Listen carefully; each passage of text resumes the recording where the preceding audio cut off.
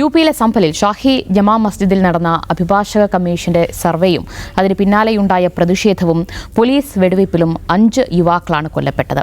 അതിനെ തുടർന്ന് സംഘർഷാവസ്ഥ നിലനിന്നിരുന്ന പ്രദേശം ഒരു സമാധാന അന്തരീക്ഷത്തിലേക്ക് മടങ്ങിവരുന്ന ഒരു പശ്ചാത്തലത്തിലാണ് വീണ്ടും അവിടെ സമാധാന അന്തരീക്ഷം തകർത്തുകൊണ്ട് യോഗി ഭരണകൂടത്തിന്റെ ബുൾഡോസിംഗ് രാജ അവിടെ നടപ്പാക്കിക്കൊണ്ടിരിക്കുന്നത്. അവിടെ മസ്ജിദിന്റെ പരിസരത്ത് കയ്യേറ്റവും അതുപോലെ തന്നെ വൈദ്യുതി മോഷണവും ഒക്കെ കണ്ടെത്താൻ വേണ്ടിയാണ് ഈ പൊളിക്കൽ അല്ലെങ്കിൽ ബുൾഡോസിംഗ് രാജ് നടപ്പാക്കുന്നത് എന്നാണ് അധികാരികൾ അവകാശപ്പെടുന്നത്. നമുക്കറിയാം, ബുൾഡോസിംഗ് രാജിനെതിരെ പൊളിക്കലിനെതിരെ സുപ്രീം കോടതി അടക്കം രൂക്ഷ വിമർശനങ്ങൾ ഉയർത്തിയതാണ്. കൃത്യമായ മാർഗനിർദ്ദേശങ്ങൾ പാലിക്കാതെ പൊളിക്കൽ പാടില്ല എന്ന സുപ്രീം കോടതിയുടെ നിർദ്ദേശം നിലനിൽക്കെയാണ് യോഗി സർക്കാർ ഈ രീതിയിൽ കോടതിയടക്കം വെല്ലുവിളിച്ചുകൊണ്ട് അവിടെ പൊളിക്കൽ നടപടിയുമായി മുന്നോട്ട് പോകുന്നത് എന്നതാണ്. അജിംസ്, എന്താണ് ഇങ്ങനെയൊരു നീക്കത്തിന്റെ പിന്നിൽ? കോടതിയടക്കം നിർദ്ദേശങ്ങളടക്കം ലംഘിച്ചുകൊണ്ട്, അല്ലെങ്കിൽ കോടതി അലക്ഷ്യം എന്ന് തന്നെ പറയാം, അങ്ങനെയൊരു നീക്കവുമായി എങ്ങനെയാണ് ഒരു സർക്കാരിന് മുന്നോട്ട് പോകാൻ കഴിയുന്നത്? അതായത് ഈ കഴിഞ്ഞ മാസമാണല്ലോ, കഴിഞ്ഞ ഒക്ടോബറിലാണ് ഈ ബുൾഡോസർ രാജിനെ കുറിച്ചുള്ള സുപ്രീം കോടതിയുടെ നിർണായകമായ ചില നിർദ്ദേശങ്ങൾ വരുന്നത്. അതായത് ആ കേസ്, ഈ ബുൾഡോസർ രാജ് കേസ് പൂർത്തിയാക്കുന്നവരെ ഇനി ഒരു പൊളിക്കൽ ഉണ്ടാവരുത് എന്ന് സുപ്രീം കോടതി ഈ ഒക്ടോബറിൽ നിർദ്ദേശിക്കുമ്പോൾ ഈ ഉത്തർപ്രദേശിൽ തന്നെ ബഹ്റൈച്ച് എന്ന് പറഞ്ഞ സ്ഥലമുണ്ട്. ഈ ബഹ്റൈച്ചിൽ ഒരു കലാപം നടക്കുകയായിരുന്നു. കലാപം നടക്കുന്നതെന്ന് വെച്ചാൽ അവിടെ ഈ ദുർഗാഷ്ടമിയോടനുബന്ധിച്ച് നടക്കുന്ന ഒരു ഘോഷയാത്രയിൽ, ആ ഘോഷയാത്രയ്ക്കിടെ ഒരു മുസ്ലിം പള്ളിയുടെ മുകളിൽ ഒരാൾ വലിഞ്ഞു കയറി പച്ചക്കൊടി കെട്ടിട്ടുണ്ട്. ആ കൊടി വലിച്ച് താഴെട്ടിട്ട് കാവിക്കൊടി കെട്ടി. നമ്മൾ സ്ഥിരമായി കഴിഞ്ഞ കുറേ നാളുകളായിട്ട് ഇത് കണ്ടുകൊണ്ടിരിക്കുന്നതാണ്. രാമനവമിക്കാവട്ടെ ദുർഗാഷ്ടമിക്കാവട്ടെ ഇത്തരം പൊസഷൻസ് പോകുമ്പോൾ മസ്ജിദുകൾക്ക് നേരെ ആക്രമണം ഉണ്ടാവും. മസ്ജിദുകളെ ആക്രമണം നേരിടാൻ വേണ്ടി തുണിയെ കെട്ടി മറയ്ക്കും, ആരും ആക്രമിക്കാതിരിക്കാൻ വേണ്ടി. സ്ഥിരം കാഴ്ചയാണ്.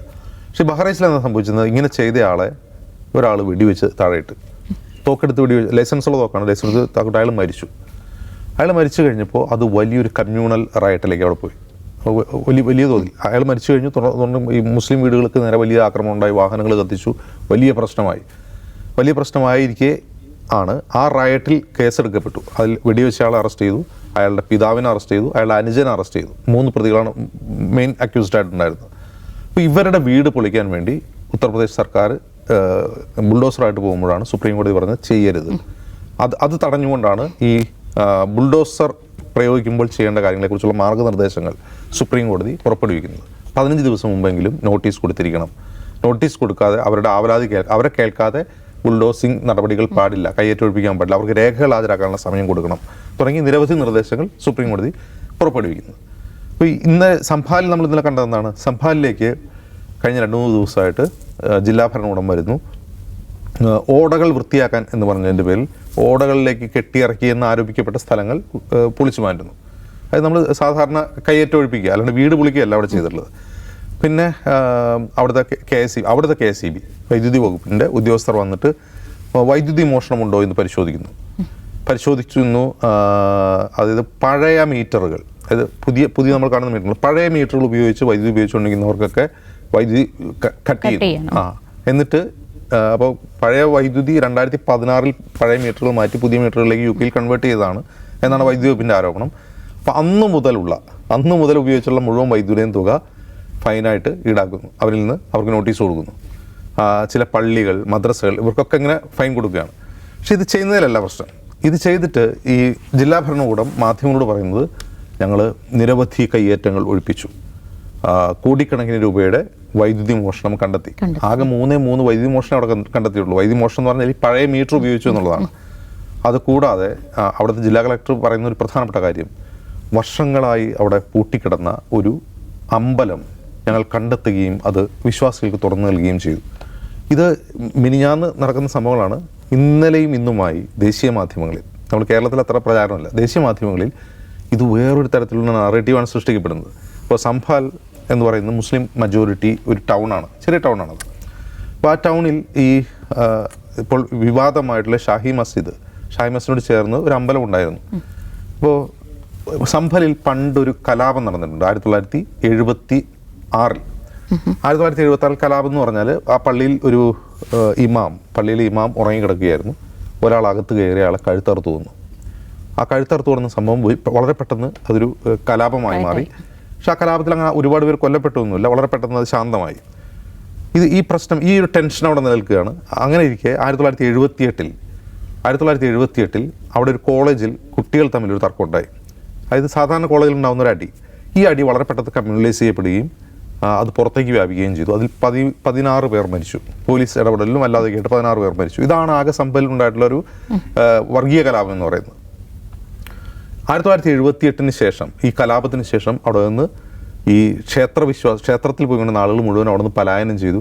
ഈ ക്ഷേത്രം അവിടെയുള്ള ആളുകൾ കൈയടക്കി അവിടെ വേറെ നിർമ്മാണ പ്രവർത്തനം നടത്തി എന്നുള്ള വ്യാജ പ്രചാരണം ഏഷ്യയിലെ ഏറ്റവും വലിയ ന്യൂസ് ഏജൻസി ഉൾപ്പെടെ ഇന്ത്യയിലെ ദേശീയ മാധ്യമങ്ങൾ ഇന്നലെ വാർത്ത കൊടുത്തുകൊണ്ടിരിക്കുകയായിരുന്നു, ഇന്നലെയും മിനിഞ്ഞാന്നുമായിട്ട്. അപ്പോൾ ആക്ച്വലി അവിടെ എന്താ സംഭവിച്ചെന്നുള്ളത് ഇന്നും ഇന്നലെയൊക്കെ ആയിട്ട് അവിടെ പണ്ട് ജീവിച്ചിരുന്ന മനുഷ്യർ, അവർ കുറേ പേരൊക്കെ അവിടെ നിന്ന് സ്ഥലം മാറിപ്പോയി എന്നുള്ളത് ശരിയാണ്. 2006 പോയ ആളുകളുണ്ട്.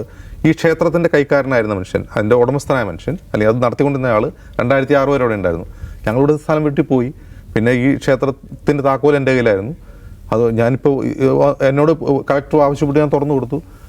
അവിടെ ഒരു കയ്യേറ്റം ഉണ്ടായിട്ടില്ല, ഇവിടെ ഒരു പ്രശ്നം ഉണ്ടായിരുന്നില്ല, ഞങ്ങളാരും പോയി ഇവിടെ ഒന്നും പേടിച്ചിട്ടില്ല. പക്ഷേ വേറൊരു നറേറ്റീവ്, ഈ സംഭലിൽ ആളുകൾ പലായനം ചെയ്യുന്നു, ഇവന്മാരെ പേടിച്ച് അതിനെതിരായിട്ടുള്ള യോഗി ആദിത്യനാഥ് സർക്കാരിൻ്റെ ഒരു ഡെമോളിഷൻ ഡ്രൈവാണ് നടക്കുന്നത് എന്നുള്ള പ്രചാരണം ഇത് ഏതെങ്കിലും റൈറ്റ് വിങ് ഹാൻഡിലോ ഏതെങ്കിലും ഫേസ്ബുക്കിലോ ട്വിറ്ററിലോ വാട്സപ്പിലോ വരുന്നതല്ല. ഇന്ത്യയിലെ ദേശീയ മാധ്യമങ്ങളുടെ ഇന്നലത്തെ റിപ്പോർട്ട് എടുത്ത് നോക്കിയാൽ മതി. അപ്പോൾ ഈ പ്രചാരണം ഇന്നാണ് കുറേയൊക്കെ അതിൻ്റെ യഥാർത്ഥ വസ്തുതകൾ പുറത്തു വരികയും ആ ആളുകൾ തന്നെ വന്നിട്ട് പറയുകയും ചെയ്യുമ്പോഴാണ് അത് ഡീബങ്ക് ചെയ്യപ്പെടുന്നത്. യഥാർത്ഥത്തിൽ സുപ്രീം കോടതിയുടെ ഒരു ഡയറക്റ്റീവ് നിലനിൽക്കെ എങ്ങനെ ഇത് ചെയ്തെന്ന് ചോദിച്ചാൽ, നമ്മൾ മുമ്പ് പറഞ്ഞില്ലേ, നമ്മൾ വിദ്വേഷം പറയാൻ വേണ്ടിയുള്ള കുറുക്ക് വഴികളുണ്ടല്ലോ, അതുപോലെ സുപ്രീം കോടതിയെ ബൈപ്പാസ് ചെയ്യാനുള്ള കുറുക്ക് വഴിയാണത്. അവരൊരു വീടും പൊളിച്ചിട്ടില്ല, അവിടെ വീട് പൊളിച്ചിട്ടൊന്നുമില്ല. ഒരു വീടിൻ്റെ മുമ്പ് അങ്ങ് എടുത്ത് കളയാം, അല്ലെങ്കിൽ ഓടയോട് ചേർന്ന് നിർമ്മാണം ഉണ്ടെന്ന് പറഞ്ഞാൽ അത് പൊളിച്ച് കളയുക, അങ്ങനെയുള്ള ഡെമോളിഷനാണ് അവിടെ നടന്നിട്ടുള്ളത്. ഞങ്ങൾ സുപ്രീം കോടതിയിൽ ഒരു ഡയറക്റ്റീവ് എടുത്തിട്ടില്ല, ഞങ്ങൾ ഓട നന്നാക്കുകയാണ് ചെയ്തത് എന്നാണ് പറയുക. ഓട നന്നാക്കുകയാണ് ചെയ്തത്, അല്ലെങ്കിൽ റോഡിന് വീതി കൂട്ടുകയാണ് ചെയ്തതെന്നുള്ള റിപ്പോർട്ട് നാളെ സുപ്രീം കോടതി കൊടുക്കും.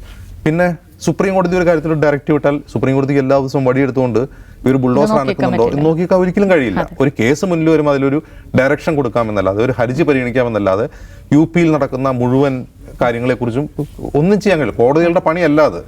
യഥാർത്ഥത്തിൽ അവിടെ സംഭൽ കേന്ദ്രീകരിച്ച് സൃഷ്ടിക്കാൻ ശ്രമിക്കുന്നത് കഴിഞ്ഞ ലോക്സഭാ തെരഞ്ഞെടുപ്പിൽ അയോധ്യയിൽ ഉൾപ്പെടെ തിരിച്ചടി നേരിട്ട യോഗി ആദിത്യനാഥ് സർക്കാരിന്, BJPക്ക് വീണ്ടും മറ്റൊരു മേഖല കണ്ടെത്തിക്കൊണ്ട്, അപ്പോൾ ഇവിടെ അയോധ്യയിൽ പള്ളി പൊളിച്ചോ, ക്ഷേത്രം പണിത് കഴിഞ്ഞു, ഇനി മറ്റൊരു പള്ളിയെക്കുറിച്ചുള്ള വിവാദങ്ങൾ സൃഷ്ടിക്കുക, ജനശ്രദ്ധ അങ്ങോട്ട് ആകർഷിക്കുക, രാജ്യം നേരിട്ടുകൊണ്ടിരിക്കുന്ന പ്രധാനപ്പെട്ട പ്രശ്നങ്ങളിൽ നിന്ന് ചർച്ച മാറ്റിവിടുക, വഴി മാറ്റിവിടുക, അതിനുള്ള ഒരു നല്ല ഒരു ഒരു സാമ്പിളാണ്. അതിൻ്റെ കാരണം വെച്ചാൽ ഒന്നൊരു മുസ്ലിം മജോറിറ്റി ടൗൺ ആണ്, 2 ബാബറുടെ കാലത്ത് നിർമ്മിക്കപ്പെട്ട ഒരു പള്ളിയാണത്. അതിനകത്ത് ഇനിയും ജനിക്കാനിരിക്കുന്ന ഒരു അവതാരം, കൽക്കിയുടെ ക്ഷേത്രം ഉണ്ടെന്നാണ് അതിൻ്റെ അടിയിലുണ്ടെന്ന് പറയുന്നത്. കൽക്കി ഇത് കലിയുഗത്തിൽ ഏറ്റവും അവസാനത്താണ് വരിക. കൽക്കി ഇനി ജനിക്കാനിരിക്കുന്ന ഒരു ദേവതയാണ്, ഒരു അവതാരമാണ്. ആ അവതാരത്തിൻ്റെ ഒരു പള്ളിയുണ്ടെന്ന് പ്രചരിപ്പിക്കുക. ഇത് പ്രചരിപ്പിക്കുക മാത്രമല്ല, അവിടുത്തെ ജില്ലാ ഭരണകൂടം തന്നെ അത്തരത്തിലുള്ള ഡോക്യുമെൻറ്റ്സ് ഉണ്ടായിക്കൊണ്ടിരിക്കുകയാണ്, അത്തരം ഡോക്യുമെൻറ്റ്സ് ക്രിയേറ്റ് ചെയ്തുകൊണ്ടിരിക്കുകയാണ്, അത് പ്രചരിപ്പിച്ചുകൊണ്ടിരിക്കുകയാണ് മാധ്യമങ്ങൾ വഴി.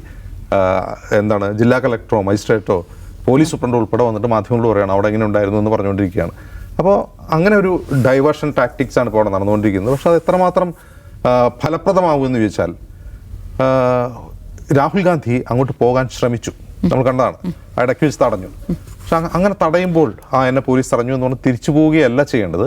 പ്രതിപക്ഷം, കുറഞ്ഞപക്ഷം സമാജ്വാദി പാർട്ടിയെ പോലെയെങ്കിലും കുറെ കൂടി രാജ്യത്തെ പ്രതിപക്ഷം ഇത്തരം നീക്കങ്ങൾക്കെതിരെ അതിശക്തമായി പാർലമെന്റിനകത്തും പുറത്തും രംഗത്ത് വരേണ്ടതുണ്ട്. ഞാൻ അങ്ങോട്ട് പോകാൻ ശ്രമിച്ചു, പോലീസ് തടഞ്ഞു, തിരിച്ചുപോയി എന്നുള്ളതല്ല, നിരന്തരം അത് പാർലമെന്റിൽ അടക്കം ഉന്നയിക്കപ്പെടേണ്ടതുണ്ട്. മറ്റൊന്ന്, ഈ സിവിൽ സൊസൈറ്റി മൂവ്മെൻറ്റ്സ്, ഞാൻ എപ്പോഴും പറയുന്ന ഒരു കാര്യമാണ്, ഇന്ത്യയിൽ എന്ന് സിവിൽ സൊസൈറ്റി മൂവ്മെൻറ്റ്സ് ഇല്ലാതായോ അല്ലെങ്കിൽ അവരെയൊക്കെ പിടിച്ച് ജയിലിലിട്ടോ അന്നാണ് ഭരണകൂടത്തിനുള്ളൊരു അമിതാധികാരം, എല്ലാം എന്തും ചെയ്യാം, സുപ്രീം കോടതി വരെ ധിക്കരിക്കാം എന്നുള്ള അമിതാധികാരം ഭരണകൂടത്തിന് ലഭിക്കുന്ന അവിടെ നിന്നാണ്. ഇത് പാർലമെന്റിനകത്തും പുറത്തും തെരുവിലും എല്ലായിടത്തും ചോദ്യം ചെയ്യപ്പെടണം, നിരന്തരം അതിനെക്കുറിച്ച് ശബ്ദിച്ചുകൊണ്ടിരിക്കും. യെസ് നിഷാദ്, ഇനി മസ്ജിദിൽ ഇനി ഒരു തുടർ നടപടി നടക്കില്ല, അപ്പോൾ ഇനി അവിടെ ഒരു ബുൾഡോസർ രാജിലൂടെ ഒരു വർഗീയ ഭിന്നിപ്പിനുള്ള ശ്രമമാണോ യോഗി സർക്കാരിൻ്റേത്? അല്ല, സംശയമുള്ള കാര്യമല്ല. നിരന്തരമായ ആളുകളെ ഇതിനകത്ത് ഈ വിഷപ്പുകയ്ക്കകത്ത് നിർത്തുക, ഒരുമിച്ച് ചേരാനുള്ള എല്ലാ സാധ്യതകളെയും അടയ്ക്കുക എന്ന പരിശ്രമമാണ്. അപ്പോൾ എല്ലാവരും ചോദിക്കുന്നു, നേരത്തെ അജിംസൂറുള്ള സുപ്രീം കോടതിയുടെ ഡയറക്റ്റീവ്സ് ഉണ്ടായിട്ടുകൂടി അതിനെ മറികടന്നുകൊണ്ട് ഈ പണിയെടുക്കുന്നത് എന്താണെന്നുള്ള സ്വാഭാവികമായ ചോദ്യമുണ്ട്. അപ്പോൾ സുപ്രീം കോടതിയോ കോടതികളെപ്പോലും ഹിന്ദുത്വത്തിൻ്റെ രാഷ്ട്രീയ പദ്ധതികൾക്ക് ഭയപ്പെടേണ്ട ഒരു സാഹചര്യം ഇന്നിപ്പോൾ ഇന്ത്യയിലില്ല. ഉണ്ടായിരുന്നെങ്കിൽ ഈ പള്ളിയെ തൊടാൻ പറ്റില്ലല്ലോ. സംഭാൽ മസ്ജിദിനകത്ത് ഞങ്ങൾക്ക് സർവേ ചെയ്യാൻ അനുമതി വേണമെന്നുള്ള ആപ്ലിക്കേഷൻ കൊടുക്കുമ്പോൾ 91 നിയമപ്രകാരം അത് തൊടാൻ പറ്റില്ലല്ലോ. പക്ഷേ 91 നിയമമൊക്കെ ഇവിടെ ഇല്ല, അതൊക്കെ പുകയായി കഴിഞ്ഞു. അതിന് മേലെ കൂടി ഇത്തരം സർവേകൾ അനുവദിക്കുന്ന, ഇത്തരം വിഭജന പദ്ധതികൾക്ക് നിയമപരമായ പിന്തുണ കൊടുക്കുന്ന സംവിധാനങ്ങളായി കോടതി ഉത്തരവുകൾ മാറ്റപ്പെട്ട് കഴിഞ്ഞു. ഇനിയിപ്പോൾ അവർക്ക് എവിടെ പേടി? എല്ലാ സംവിധാനങ്ങളും പൂർണ്ണമായി അതിൻ്റെ ഒരു ഓവർ കോൺഫിഡൻസിലല്ലേ SK യാദവ് എന്ന് പറയുന്ന അലഹാബാദ് ഹൈക്കോടതി ജഡ്ജി ഭൂരിപക്ഷത്തിൻ്റെ താല്പര്യമേ ഇവിടെ നടക്കൂ എന്ന് പ്രസംഗിച്ചത്. ആ പ്രസംഗം എവിടുന്ന കോൺഫിഡൻസ് എവിടുന്നാണ് വരുന്നത്? ഏറ്റവും അവസാനം സർവീസ് പൂർത്തിയാക്കി ഇറങ്ങിപ്പോയ സുപ്രീം കോടതി ചീഫ് ജസ്റ്റിസ് ആയിട്ടുള്ള ചന്ദ്രചൂഡ് വരെ ഹിന്ദുത്വ രാഷ്ട്രീയ പദ്ധതികൾക്ക് അനുഗുണമായ വിധികൾ പുറപ്പെടുവിക്കുന്നതിൽ എങ്ങനെ നിലകൊണ്ടു? ദുഷ്യന്തവേ കരയുന്നുണ്ടല്ലോ. അപ്പോൾ എന്നതിൻ്റെ കോൺഫിഡൻസ് ആണ്. ആ കോൺഫിഡൻസ് സ്വാഭാവികമായിട്ടും യോഗി സർക്കാരിനുണ്ട്. അതുകൊണ്ട് സുപ്രീം കോടതി ഇപ്പോൾ അങ്ങോട്ട് വിളിച്ചു വരുത്തിയിട്ട് എന്തിനാണ് പൊളിച്ചത്, ഞങ്ങൾ പറഞ്ഞതല്ലേ വേണ്ടാന്ന്. ബാബരി മസ്ജിദ് പൊളിക്കാൻ പാടില്ല എന്നുണ്ടായിരുന്നു കോടതി ഉത്തരവ്, അതറിയാമോ? ബാബരി മസ്ജിദിൽ തൊടാൻ പാടില്ല, സ്റ്റാറ്റസ് കോ നിലനിർത്തണം എന്നായിരുന്നു സുപ്രീം കോടതിയുടെ നിർദ്ദേശം. പള്ളി പൊളിച്ചു കളഞ്ഞില്ലേ? പൊളിച്ചു കഴിഞ്ഞ ശേഷം കോടതി അലക്ഷ്യ നടപടി എന്ന് പറഞ്ഞ ആൾക്ക് മുഹമ്മദ് അസ്ലം എന്ന് പറഞ്ഞ കേസിന് പോയി 30 വർഷം കോടതി അവിടെ ഇട്ടു. 30 വർഷം കഴിഞ്ഞ് ആ കേസെടുത്ത് കളഞ്ഞത്, പ്രസക്തി കഴിഞ്ഞു എന്ന്. അപ്പോൾ ഇതാണ് സുപ്രീം കോടതി ഡയറക്റ്റീവ്സ്. നിങ്ങളൊന്നും ചെയ്യരുത്, ബുൾഡോസർ രാജ് ചെയ്യരുത് എന്നൊക്കെ പറയും.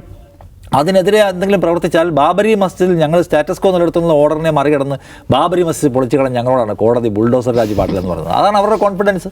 എന്ന് മാത്രമല്ല, സമീപകാലത്ത് ഏറ്റവും താഴത്തെ മജിസ്ട്രേറ്റ് കോടതി മുതൽ സുപ്രീം കോടതിയിൽ വരെ വരുന്നത് പള്ളികളിൽ നിങ്ങൾ കുഴിച്ചു നോക്കൂ, പരിശോധിക്കൂ, വല്ലതും കണ്ടാൽ നിങ്ങൾക്ക് ഇഷ്ടം പോലെ ചെയ്യൂ എന്നതിന് അനുഗുണമായുള്ള വിധികളാണ്. സോ അവരെ സംബന്ധിച്ചവർക്ക് പേടിക്കാനൊന്നുമില്ല.